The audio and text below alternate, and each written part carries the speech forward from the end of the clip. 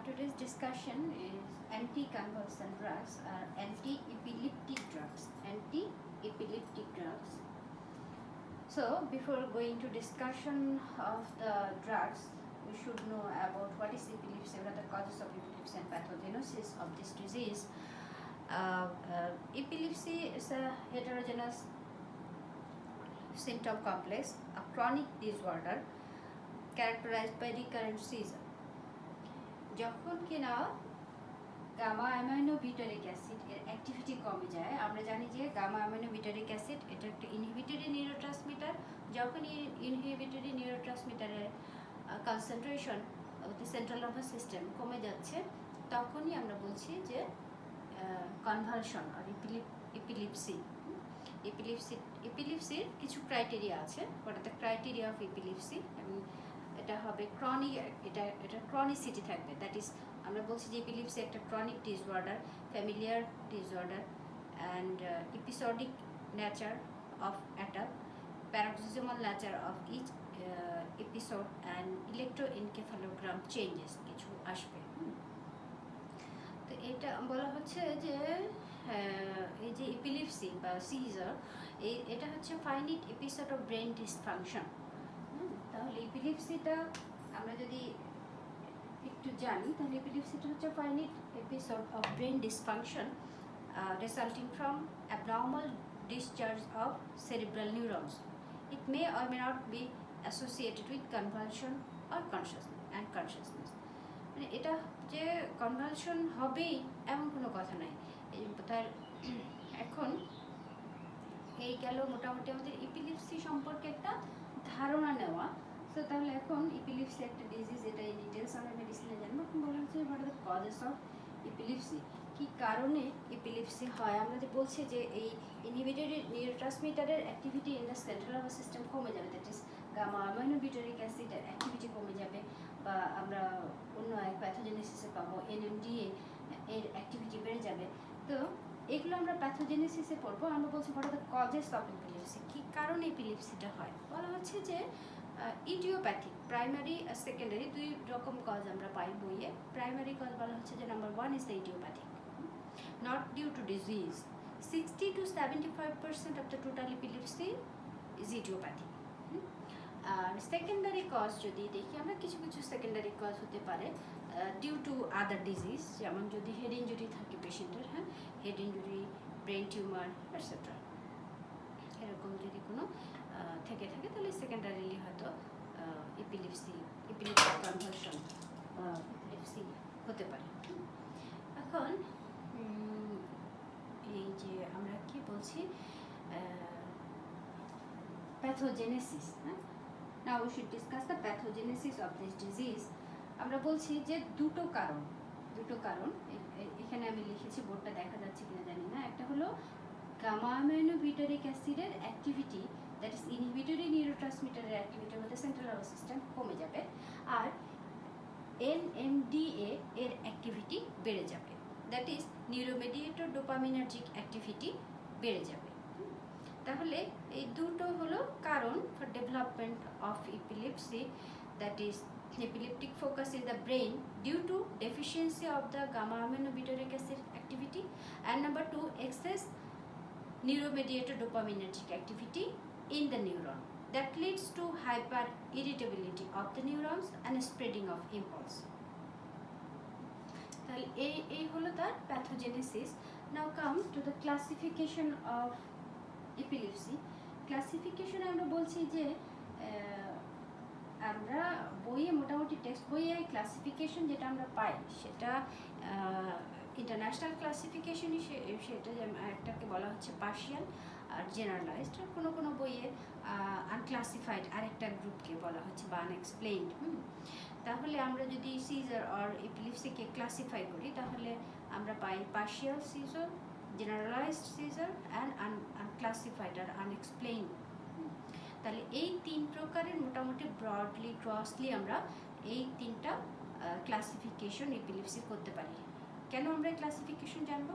Because of the diagnosis, কোন টাইপের epilepsy সেটা জানতে হবে আমাদের ফর অ্যাপ্লাইং দ্য ড্রাগ।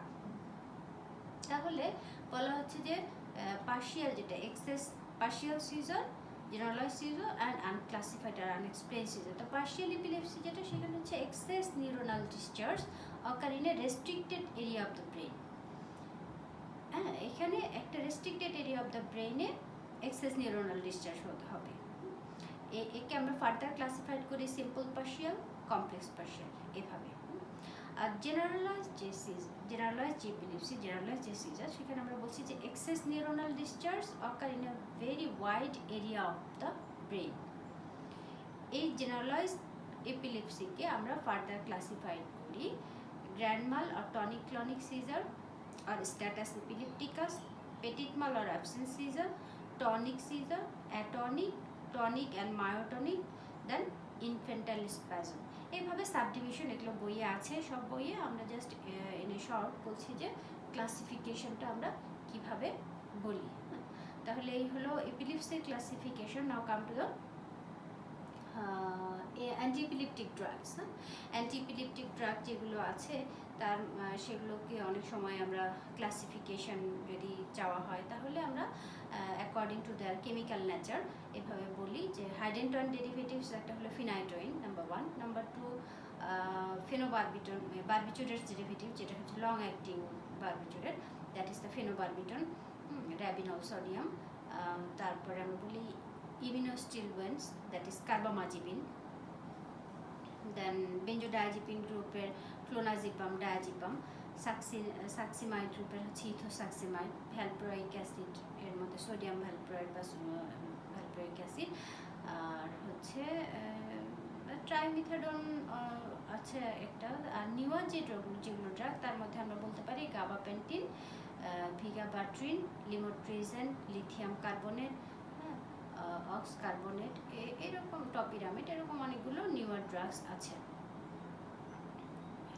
তাহলে অ্যান্টিএপিলেপটিক ড্রাগ আমরা যদি বলি write down the antiepileptic drugs, তাহলে এইভাবে আমি বলতে পারি। অথবা যদি আমরা বলি ক্লাসিফাই অ্যান্টিএপিলেপটিক ড্রাগ, তাহলেও আমরা এভাবে লিখতে পারি। হ্যাঁ, আচ্ছা, এখন এই যে আমরা অ্যান্টিএপিলেপটিক ড্রাগগুলো জানলাম, এতগুলো ড্রাগ, আর ক্লাসিফিকেশনও করেছি এপিলেপসি আমরা অনেকভাবে ক্লাসিফাই করলাম, অ্যান্টিএপিলেপটিক ড্রাগ জানলাম বিভিন্ন গ্রুপের।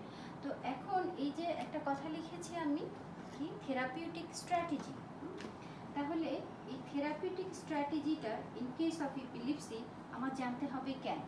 আমরা বলছি যে কোনো ক্ষেত্রে আমরা পলিফার্মেসি অ্যালাউ করি, লাইক টিউবারকুলোসিস আর আদার ডিজিজেস। কিছু ডিজিজ আছে যেখানে পলিফার্মেসি ইজ অ্যালাউড। এখন এই এপিলেপসির ক্ষেত্রে থেরাপিউটিক স্ট্র্যাটেজিটা কি? এই যে এত রকমভাবে আমরা ক্লাসিফাই করলাম এপিলেপসিকে, যে জেনারেলাইজড, তারপরে পার্শিয়াল, এখানে বলছি epileptic drug of various groups. তাহলে এই therapeutic strategy of applying the antiepileptic drug in case of different type of epilepsy, এটা আমাদের জানতে হবে। তাহলে আগে আমার ক্লাসিফিকেশনটা আমি কেন করে নিয়েছি, যে আমাকে অ্যাকুরেট ডায়াগনোসিস করতে হবে before giving the antiepileptic drug. তো এই general guideline of drug therapy শুধুমাত্র যেটা আমি পরীক্ষার জন্য পড়বো তা না, এটা আমার লাগবেই। এটা আমার লাগবে যদি আমি এই এপিলেপসির পেশেন্টকে ট্রিটমেন্ট করতে যাই। আমি যদি জেনারেল প্র্যাকটিশনার হই, তারপরও আমার এপিলেপসির ট্রিটমেন্ট যদি আমার করতে নাও হয়, তারপরও আমার এই general guideline of the drug therapy in case of epilepsy আর থেরাপিউটিক স্ট্র্যাটেজি অফ এপিলেপসি জানা উচিত। প্রথম কথা হলো থেরাপিউটিক স্ট্র্যাটেজির প্রথম কথা হলো যে no single drug can control every variety of epilepsy. আমরা বলছি যে কোনো একটা ড্রাগে কন্ট্রোল করতে পারবে না কাকে? Every variety of epilepsy. তার মানে কি? প্রথম কথাই আমাকে বলে দিচ্ছে যে আমাকে আগে কনফার্ম হতে হবে এটা which type of epilepsy. So এই যে ক্লাসিফিকেশন আমরা করেছি, এটা আমাদের জরুরি। নাম্বার 2 বলছি যে polypharmacy is not allowed, it increases the risk of risk factor. তাহলে নাম্বার 2 থেরাপিউটিক স্ট্র্যাটেজি হলো আমি পলিফার্মেসি অ্যালাউ করতে পারবো না in case of treatment of epilepsy. কেন? কি হবে? এটা রিস্ক ফ্যাক্টরটাকে বাড়িয়ে দিবে। নাম্বার 3 বলা হচ্ছে ideally the disease is control by one drug. তাহলে আমি যদি ডায়াগনোসিস করতে পারি হোয়াট টাইপ অফ এপিলেপসি, এবং আমি শিওর মানে ডায়াগনোসিস যদি কনফার্ম হয়ে যায়, তাহলে আবার একটা ড্রাগই এপিলেপসি কন্ট্রোল হবে। একটা ড্রাগ দিয়েই আমি এপিলেপসিকে কন্ট্রোল করতে পারবো যদি আমি এটা ডায়াগনোসিসটা কনফার্ম করতে পারি।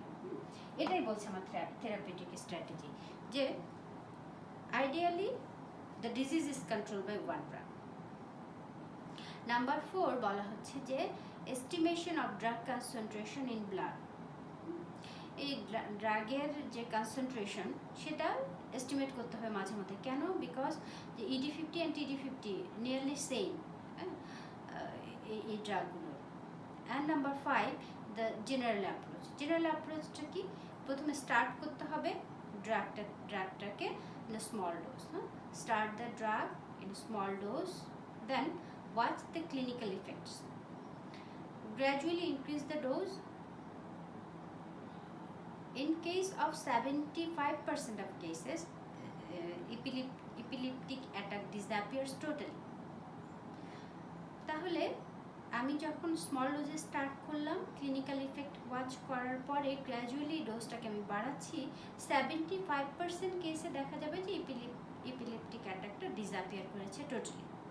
তো টোটালি ডিসঅ্যাপিয়ার করার পরে we have to fix the dose and drug should continue for 3 to 4 years। কতদিন? 3 to 4 years। তাহলে আমি যেই ডোজে তার এপিলেপটিক অ্যাটাক ডিসঅ্যাপিয়ার হয়েছে টোটালি, সেই ডোজটাতে ফিক্স করে দিব এবং কন্টিনিউ করবে এটা অ্যাটলিস্ট 3 to 4 years। অ্যান্ড এটা ডিপেন্ড করবে যে মানে পেশেন্টের কন্ডিশন এবং ক্লিনিশিয়ানের ক্লিনিক্যাল আয়ের উপরে 3 to 4 years হতে পারে, 4 to 5 years হতে পারে, এরকম। যদি এর মধ্যে এই 3 থেকে 4 বছরের মধ্যে ড্রাগ উইথড্র হয়, if the drug is withdrawn within this period, chance of relapse, তাহলে লাভ কি হলো? কোনো লাভ হবে না। এই 3 থেকে 4 বছর আমাকে বলা হচ্ছে যে ড্রাগটা কন্টিনিউয়াসলি খেয়ে যেতে হবে। এটা যদি উইথড্র হয় তাহলে পরে চান্স অফ রিল্যাপস। স্টার্ট তারপরে কি করতে হবে? এখন 3 থেকে 4 বছর খেলো একইভাবে একই ডোজে, হ্যাঁ। Then start to withdraw the drug slowly over a period of 6 months। তাহলে 6 মাস সময় ধরে আস্তে আস্তে করে এই ড্রাগটাকে আমার এখন উইথড্র করতে হবে। আচ্ছা, কেন 6 মাস সময় ধরে আস্তে আস্তে কেন উইথড্র করব? Because rapid withdraw may cause relapse. যদি আমি দ্রুত এটা উইথড্র করতে চাই তাহলেও আবার রিল্যাপস হতে পারে। 6 মাস ধরে আস্তে আস্তে যে আমি উইথড্র করছি, এই 6 মাস watch for any relapse of fit. এর মধ্যে কোনো এপিলেপটিক ফিট হচ্ছে কিনা এটা আমার ফলো আপ মানে খেয়াল রাখতে হবে। If there is no relapse within 5 years, relapse will never occur further. আমি 6 মাস ধরে আস্তে আস্তে উইথড্র করলাম, খেয়াল করলাম কোনো এপিলেপটিক ফিট হচ্ছে কিনা, এবং এভাবে আমি 5 years পর্যন্ত পেশেন্টকে ফলো আপ অবজারভেশনে রাখলাম। এবং যদি 5 years-এর মধ্যে কোনো এপিলেপটিক অ্যাটাক না হয় তাহলে এর আর কখনোই এই অ্যাটাক হবে না। যদি if there is relapse within 5 years, then you can start drug treatment. তাহলে এই ড্রাগ ট্রিটমেন্টটা তো এত সহজ না। আমি এপিলেপসির একটা ড্রাগ দিব যেটা কিনা সেন্ট্রালি অ্যাক্টিং এবং যেটা আমার নিউরোট্রান্সমিটার উপর কাজ করছে, তাহলে একটা ডিজিজটা ন্যাচারালি ক্রনিক। তাহলে আমাকে প্রথমে শিওর হতে হবে what type of epilepsy, then we should choose the drug of epilepsy. এই জন্য অ্যান্টি এপিলেপটিক ড্রাগের ক্ষেত্রে আমরা আলাদা করে থেরাপিউটিক স্ট্র্যাটেজিটা বলি। এটা এই জন্য না যে আমার পরীক্ষা জানতে হবে, পাস করতে হবে, তা না। এই থেরাপিউটিক স্ট্র্যাটেজি জানতে হবে to become a good physician. আমাকে হেল্প করবে এই থেরাপিউটিক স্ট্র্যাটেজি। আচ্ছা, এখন পেশেন্টের আমি কিছু মনিটরিং করবো, যাকে আমি এপিলেপটিক ড্রাগ দিচ্ছি। Blood concentration of the drug, যে আগে বললাম যে ED50 TD50 অলমোস্ট কাছাকাছি, এই জন্য ইলেকট্রোএনকেফালোগ্রাম, যদি ফেনোবারবিটন ড্রাগ দিয়ে করা হয় পেশেন্টকে ট্রিটমেন্ট, তাহলে অবশ্যই তার EEG-টা মনিটর করতে হবে। দেন লিভার ফাংশন টেস্ট করতে হবে, ও এই যদি ভ্যালপ্রিক অ্যাসিড মানে এরকম ড্রাগ দিয়ে ট্রিটমেন্ট করা হয় তাহলে লিভার ফাংশন টেস্ট করতে হবে পেশেন্টের। এখন পেশেন্টকে যারা অ্যান্টিএপিলেপটিক ড্রাগ খায় তাদেরকে কিছু অ্যাডভাইস আমাদের দিতে হয়, যেমন অ্যাভয়েড টেনশন, এক্সেসিভ স্ট্রেস, এগুলো সে নিবে না। নো ব্রেন প্রেশার, কোনো রকম ব্রেন প্রেশার নেওয়া যাবে না, যেমন অতিমাত্রায় পড়াশোনা করা যাবে না, পানিতে নেওয়া যাবে না। অ্যাভয়েড গ্যাদারিং, হ্যাঁ, অ্যাভয়েড ফিজিক্যাল ট্রাবল, যেমন মই দিয়ে উপরে ওঠা, এরকম এই জাতীয় কাজগুলো সে করবে না। তার সাথে অ্যাকম্পানি করতে হবে একটা আইডেন্টিটি কার্ড।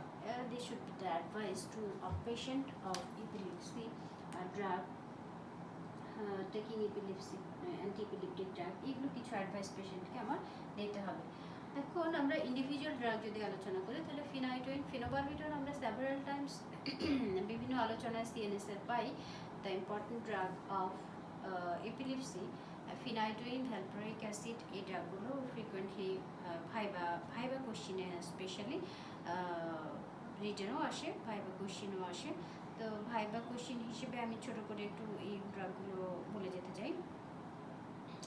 আচ্ছা, আরেকটা জিনিস আমার, যেমন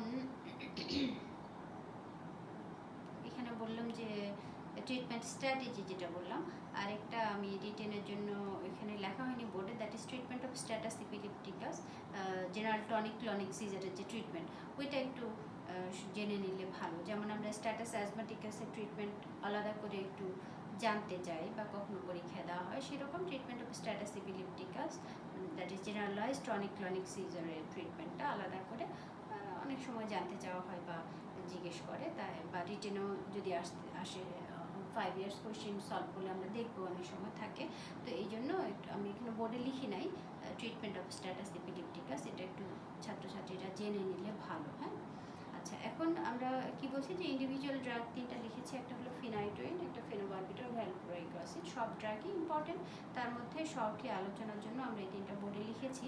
যেমন ফিনাইটোইনের প্রচুর কোয়েশ্চেন, ফিনাইটোইনের যদি আমরা এনে শর্ট বলি তাহলে ফার্মাকোকাইনেটিকে দেখা যায় যে এটা আমরা স্যালাইন ইঞ্জেকশনে দিই, রুট অফ অ্যাডমিনিস্ট্রেশন আইভি, আর প্লাজমা প্রোটিন বাইন্ডিং এটা 90%।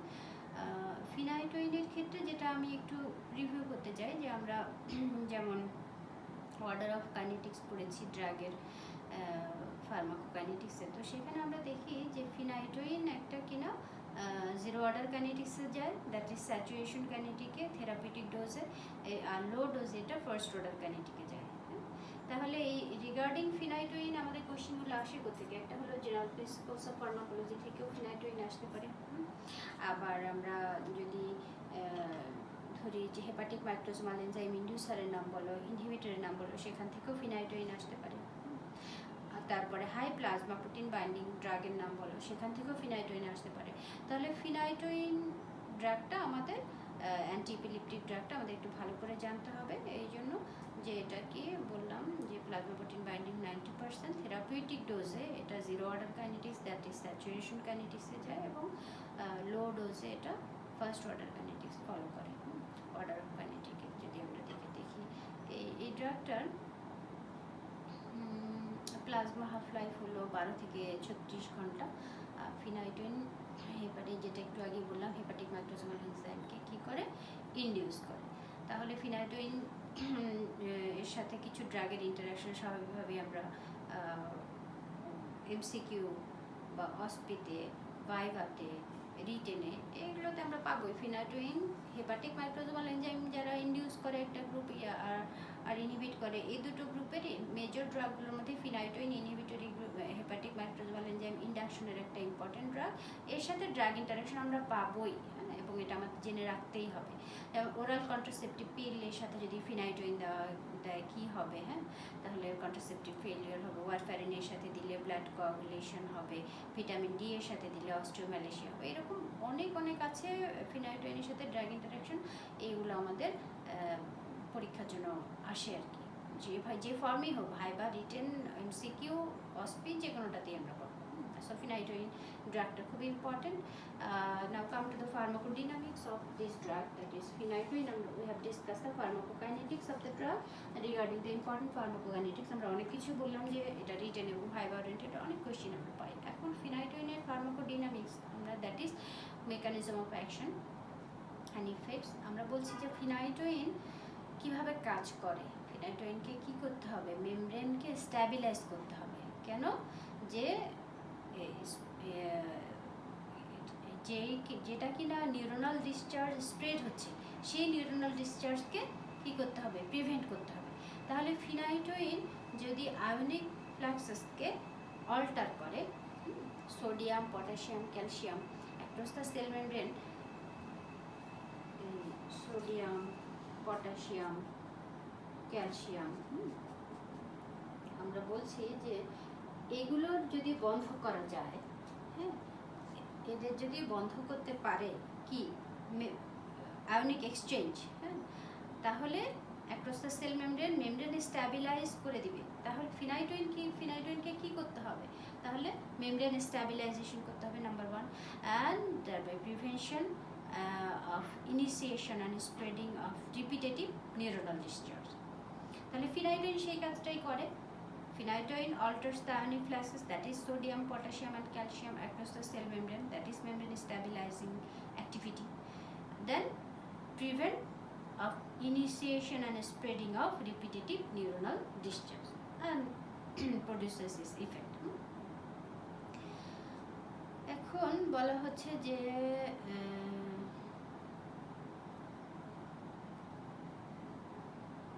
ফিনাইটোইনের এই ফার্মাকোকাইনেটিক, আচ্ছা, এইভাবে সে তার ইফেক্টটা প্রডিউস করলো, দ্যাট ইজ অ্যান্টি ইপিলেপটিক ইফেক্ট। তাহলে আমি কি পাবো, এখন আমার ড্রাগের টার্গেট কি, গাবা অ্যাক্টিভিটি কমে গিয়েছে, তাহলে গাবা অ্যাক্টিভিটিকে বাড়ানো।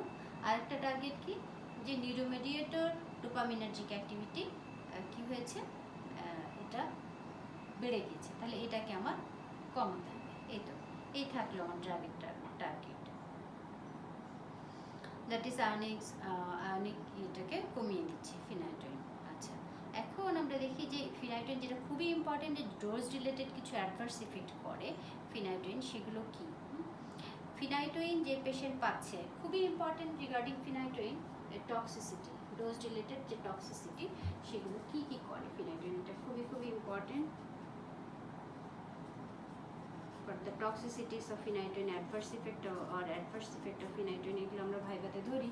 তো যে পেশেন্ট ফিনাইটোইন খায় তার কি হবে, gum hyperplasia due to inhibition of collagen catabolism, gingival hyperplasia হয়, number 1। Number 2, megaloblastic anaemia due to increase the folate requirement, megaloblastic anaemia হয়। দেন পেশেন্ট অস্টিওম্যালেশিয়া হবে due to metabolism of vitamin, increase metabolism of vitamin D. তারপরে এই পেশেন্টের যেমন এগুলো হচ্ছে, আমরা বলছি যে we are discussing about the toxicity আর অ্যাডভার্স ইফেক্ট অফ ফিনাইটোইন। তো আমরা বলছি যে ডোজ রিলেটেডই হবে এগুলো, যে ডোজে পেশেন্টকে দেওয়া হচ্ছে সেই ডোজে এই ডোজ রিলেটেড অ্যাডভার্স ইফেক্টগুলো হতে পারে। গাম হাইপারপ্লাসিয়া, মেগালোব্লাস্টিক অ্যানিমিয়া, অস্টিওম্যালেশিয়া, হার্সুটিজম হতে পারে, ডিপ্লোপিয়া অ্যাটাক্সিয়া, নিস্টিগমাস, টেরাটোজেনিসিটি। হ্যাঁ, ইম্পর্টেন্ট টেরাটোজেনিক ড্রাগ ফিনাইটোইন। কী করে এটা, ফিটাল হাইডেন্টয়েন সিনড্রোম। ফিটাল হাইডেন্টয়েন, যেহেতু এটা হাইডেন্টয়েন ডেরিভেটিভস থেকে আসে, তাহলে এটা করে ফিটাল হাইডেন্টয়েন সিনড্রোম। লাইক যেমন ওয়ারফারিন কী করে, আমরা কি বলি, ফিটাল ওয়ারফারিন সিনড্রোম, এরকম ফিনাইটোইনে হলো ফিটাল হাইডেন্টয়েন সিনড্রোম। তাহলে কিছু টেরাটোজেনিক ড্রাগের নাম বললেই কার কথা আসবে, একটা ফিনাইটোইন। যেমন আমরা এসি ইনহিবিটরকে পাবো, এরকম ওয়ারফারিনকে পাবো, like this phenytoin, it causes foetal hydantoin syndrome. আচ্ছা, এখন এই যে ডোজ রিলেটেড অ্যাডভার্স ইফেক্টগুলো আমরা পাবো, যেহেতু এই ড্রাগটা লং টাইম খায় পেশেন্টরা, লং টাইম খাওয়ার ফলে এগুলো হতে পারে। হ্যাঁ, আচ্ছা, দেন ইডিওপ্যাথিক কিছু, ইডিওসিনক্র্যাটিক কিছু রিয়াকশন আছে, যদিও রেয়ার, যেমন হচ্ছে যে skin lesion, severe exfoliative type of lesion হতে পারে, হ্যাঁ, লিম্ফ্যাডেনোপ্যাথি, এগুলো হতে পারে। তাহলে ডোজ রিলেটেড কিছু অ্যাডভার্স ইফেক্ট হতে পারে ফিনাইটোইনের, আর হতে পারে কি ইডিওসিনক্র্যাটিক রিয়াকশন হতে পারে কিছু। আচ্ছা, আর যেটা বললাম যে এটা তো আসলে প্রোটিন বাইন্ডিং এর 90%, হ্যাঁ, এবং তাহলে এই ড্রাগটার ফিনাইটোইনের যদি ড্রাগ ইন্টারাকশন আমরা বলি, তাহলে at the level of protein binding phenylbutazone মানে ওরাল কন্ট্রাসেপটিভ বেঞ্জোডাইজিপিন কার কার সাথে করে, অনেকের সাথেই করতে পারে। হ্যাঁ, আচ্ছা, at the level of metabolism এটা ওরাল কন্ট্রাসেপটিভ পিল এরকম ড্রাগগুলোর সাথে করতে পারে। হ্যাঁ, এখন আরেকটা ড্রাগ আমরা আচ্ছা ফেনোবারবিটন দ্যাট ইজ দ্য কি লং অ্যাক্টিং বারবিচুরেট। এই ড্রাগটা আমরা অনেকবারই আলোচনায় এসেছে। তো এই ড্রাগটা নতুন করে কি বলার মনে হয় এখানে এই অংশের দরকার নেই। ফেনোবারবিটন অলরেডি সেভারাল টাইম ডিসকাস, আমরা সেন্ট্রাল নার্ভাস সিস্টেমে আলোচনা করেছি, যেটা হেপাটিক ম্যাক্রোজোমাল এনজাইমকে ওই যেটা বললাম যে জেনারেল প্রিন্সিপালস অফ ফার্মাকোলজি থেকেই এই ড্রাগগুলো আসে, ফিনাইটোইন আসে, ফেনোবারবিটন আসে। তাহলে ফিনাইটোইন হেপাটিক ম্যাক্রোজোমাল এনজাইমকে কী করে ইন্ডিউস করে না ইনহিবিট করে, ফেনোবারবিটনকে আমরা হেপাটিক ম্যাক্রোজোমাল এনজাইমকে ইন্ডিউস করে কীভাবে কাজে লাগাই, নিওনেটের কোথায় কাজে লাগাই, সে কীভাবে আনকনজুগেটেড বিলিরুবিনকে কনজুগেটেড করছে, কোন এনজাইমকে স্টিমুলেট করছে। তো এইগুলো আসলে ভাইবা রিলেটেড কোয়েশ্চেন এবং ফিনাইটোইনের অনেক কিছুই আমরা পরীক্ষায় পাই। হ্যাঁ, আচ্ছা, ভ্যালপ্রোইক অ্যাসিড বা সোডিয়াম ভ্যালপ্রয়েড, এই ড্রাগটাও আমরা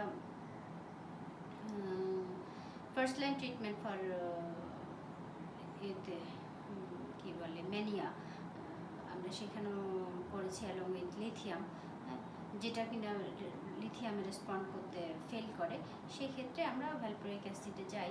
তো এই ভ্যালপ্রোইক অ্যাসিডের এটা হলো প্লাজমা প্রোটিন বাইন্ডিং, এটারও 90% অলমোস্ট। এবং যদি ড্রাগ ইন্টারাকশনের কথা আমরা বলি তাহলে প্রথমেই যেহেতু ফিনাইটোইনেরও প্লাজমা প্রোটিন বাইন্ডিং 90% এবং সোডিয়াম ভ্যালপ্রোয়েটেরও 90% ভ্যালপ্রোইক অ্যাসিড যেটা, তাহলে ডিসপ্লেস ফিনাইটোইন ফ্রম অ্যালবুমিন। তাহলে এই যেটা high plasma protein binding drug ইন্টারাকশনে তাহলে একটা আরেকটাকে সরায়, এরকম ভ্যালপ্রোইক অ্যাসিডের সাথে ফিনাইটোইনেরও আমরা ড্রাগ ইন্টারাকশন বলতে পারি যে কে কাকে সরায়। হ্যাঁ, একটা আরেকটাকে সরিয়ে দেয়, দুটোরই প্লাজমা প্রোটিন বাইন্ডিং ওদের 90%। আচ্ছা, এখন আমরা বলছি যে এই কাইনেটিক্স অলমোস্ট এটার মধ্যে সোডিয়াম ভ্যালপ্রয়েটের মধ্যে এটাই আর কি, যেটা প্লাজমা প্রোটিন বাইন্ডিং হাই, কাজে at the level of the distribution কিছু ড্রাগ ইন্টারাকশন আমরা পাই। মেকানিজম অফ অ্যাকশন যদি বলি তাহলে এটা কি করে, এই ড্রাগটা কিভাবে কাজ করছে। এই ড্রাগটা গাবা ট্রান্স অ্যামাইনেজ যে enzyme, it inhibits the GABA transaminase enzyme and so no more degradation of the GABA. তাহলে কি হলো, গাবার কনসেন্ট্রেশন ইন দ্য ব্রেন বেড়ে গেল। তাহলে গাবা যেটা কিনা গামা অ্যামিনোবিউটারিক অ্যাসিড ইনহিবিটরি, এই নিউরোট্রান্সমিটারের কনসেন্ট্রেশন আমি বাড়াতে চাই, এটাই তো আমার ড্রাগের এইম। হ্যাঁ, তো সোডিয়াম ভ্যালপ্রয়েড বা ভ্যালপ্রোইক অ্যাসিড সেই কাজটাই করে। কিভাবে, সেটা গামা অ্যামিনোবিউটারিক অ্যাসিড যে ট্রান্স অ্যামাইনেজ এনজাইম তাকে ইনহিবিট করে, এইভাবে গাবার ডিগ্রেডেশনটাকে কমিয়ে কনসেন্ট্রেশনটাকে বাড়ায় গাবার।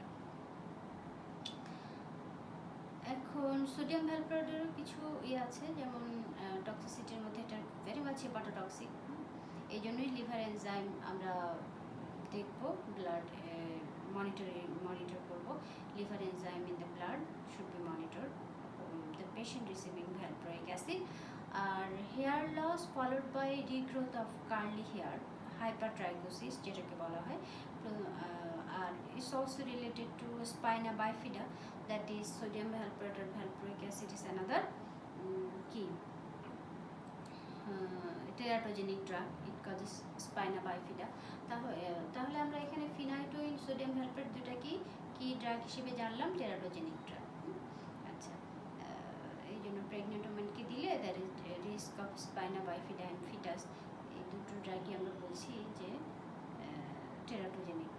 আর আরও আমরা ড্রাগ আছে, যেমন পেটিট মালসিজারের ক্ষেত্রে আমরা ইথোসাক্সিমাইড এই ড্রাগটা ইউজ করি। হ্যাঁ, এটা হচ্ছে সোডিয়াম পটাশিয়াম এটিপেস এনজাইমকে ইনহিবিট করে এবং গাবা ট্রান্সঅ্যামাইনেজ এনজাইমকে ইনহিবিট করে। এটাও ইথোসাক্সিমাইডেরও কিছু টক্সিসিটি আছে, যেমন এটা জিআইটি আপসেট করে, ইসোনোফিলিয়া, এসিলি, এরকম। তো ইন্ডিভিজুয়াল ড্রাগ আলোচনা করতে গেলে তো আসলে অনেক কিছুই, তো ইন এ শর্ট আমরা ফিনাইটোইন এবং ভ্যালপ্রোইক অ্যাসিড, ফেনোবারবিটন যেহেতু আমরা অন্য আলোচনায় করেছি তাই এখানে ইন ডিটেলস এটা আলোচনা করলাম না। আমরা বারবিচুরেট গ্রুপে আমরা ফেনোবারবিটনকে করেছি। তাহলে এই পর্যন্তই থাকলো আমাদের অ্যান্টি কনভালসেন্ট ড্রাগ। তাহলে আমরা জানলাম যে what the anti epileptic or anti convulsant drug এবং এগুলো জানার আগে আমাদের জানতে হলো যে ইপিলিপসিটা কি, what are the causes of epilepsy, and first the pathogenesis of developing epilepsy. Then we have classified the anti-epileptic drugs in category two category mainly. Then anti-epileptic drugগুলোকে আমরা কেমিক্যালি ক্লাসিফাই করেছি। এবং therapeutic strategy, this is very very important in case of epilepsy, that is treatment of epilepsy এর ক্ষেত্রে আমাকে therapeutic স্ট্র্যাটেজিটা জানতেই হয়। আর আমার কি কি অ্যাডভাইস থাকবে two a patient of epilepsy. তার ইন্ডিভিজুয়াল ড্রাগের মধ্যে আমরা বলছি ফিনাইট্রিন অ্যান্ড ভালপ্রিক অ্যাসিড, এই দুটো আমাদের আলোচনা আজকে ছিল। তাহলে এই পর্যন্তই আমাদের anti convulsant anti epileptic drug থাকলো। আপাতত সবাইকে আবারও সালাম ও শুভেচ্ছা। আসসালামু আলাইকুম।